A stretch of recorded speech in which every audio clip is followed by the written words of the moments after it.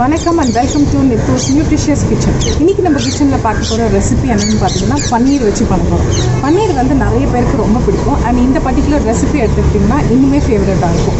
So பன்னீர் butter masala ஒரு restaurant ஸ்டைலில் எப்படி பண்ணுறதுன்னா இன்றைக்கி நம்ம பார்க்க போகிறோம். வாங்க வீடியோக்குள்ளே போகலாம்.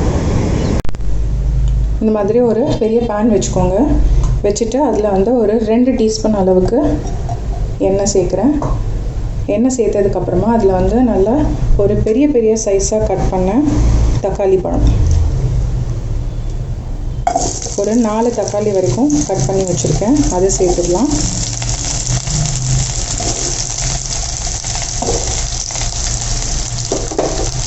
அது கூட 2 ரெட் சில்லி, 2 க்ரீன் சில்லி.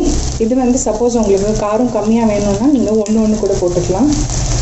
ஒரே ஒரு பே லீஃபு, பட்டை 2-3 ஸ்டிக்கு, 2 கிராம்பு, ஒரே ஒரு ஏலக்காய், ஒரு 20 கிராம் அளவுக்கு கேஷ்யூ நட் முந்திரி, அது கூட 1 டீஸ்பூன் வந்து ஜிஞ்சர் கார்லிக் பேஸ்ட்டு. இது எல்லாத்தையுமே போட்டு 1 கப் அளவுக்கு தண்ணி அதில் சேர்த்துடணும். இதில் கொஞ்சமாக வந்து உப்பு தேவையான அளவு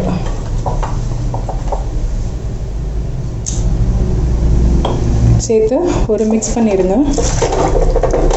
மிக்ஸ் பண்ணிவிட்டு இப்போ இதை வந்து ஒரு 10 மினிட்ஸ்க்கு நல்லா வேக வச்சு எடுக்க போகிறோம். ஒரு 10 மினிட்ஸ் ஆயிடுச்சு.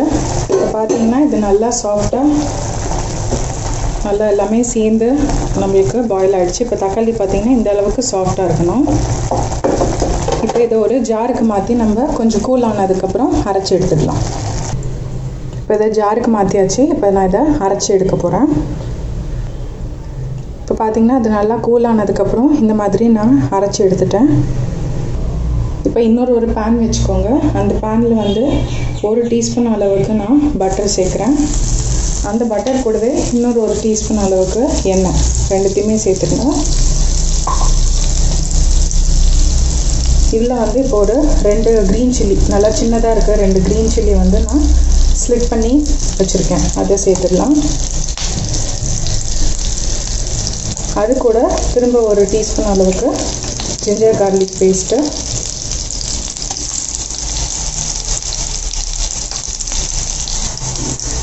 இப்போ நல்லா கலந்து விட்டுருங்க. இதிலே வந்து 1 டீஸ்பூன் அளவுக்கு ரெட் சில்லி பவுடர், இதை நல்லா மிக்ஸ் பண்ணிவிட்டு இமீடியட்டாக வந்து நம்ம அரைச்சி வச்சுருக்க இந்த பியூரியை இது கூட சேர்க்கணும்.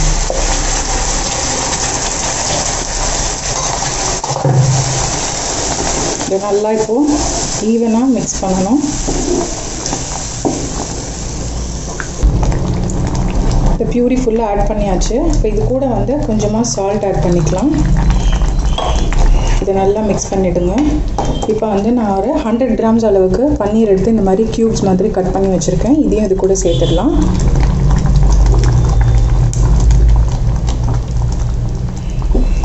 இதையும் நல்லா சேர்த்து இது கூட கொஞ்சம் பிளெண்ட் ஆகிட்டு ஒரு கொதி வரட்டும். இப்போ இது கூட நல்லா பிளெண்ட் ஆகி ஒரு கொதி வந்துட்டுருக்கு. இந்த சமயத்தில் 1 டீஸ்பூன் அளவுக்கு சர்க்கரை சேர்த்துக்கோங்க. அது கூட 1/2 டீஸ்பூன் கரம் மசாலா, 1/2 டீஸ்பூன் வெந்தய பவுடர், ஃபெனு கிரீக் பவுடர். மெயினாக இந்த பன்னீர் பட்டர் மசாலாவோட மெயின் சீக்ரெட் இன்க்ரீடியண்ட் வந்து இந்த வெந்தயம் பவுடர், அப்படி இல்லைன்னா இந்த ட்ரைட் மேத்தி லீவ்ஸும் நம்ம ஆட் பண்ணிக்கலாம். ஸோ இதை நல்லா மிக்ஸ் பண்ணிடலாம். அப்புறம்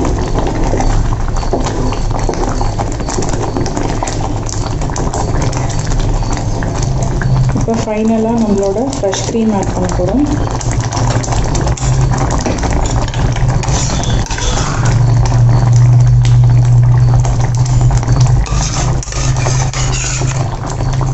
ஃப்ரெஷ் க்ரீம் ஒரு 2லேருந்து 3 டேபிள் ஸ்பூன் அளவுக்கு ஆட் பண்ணிக்கோங்க.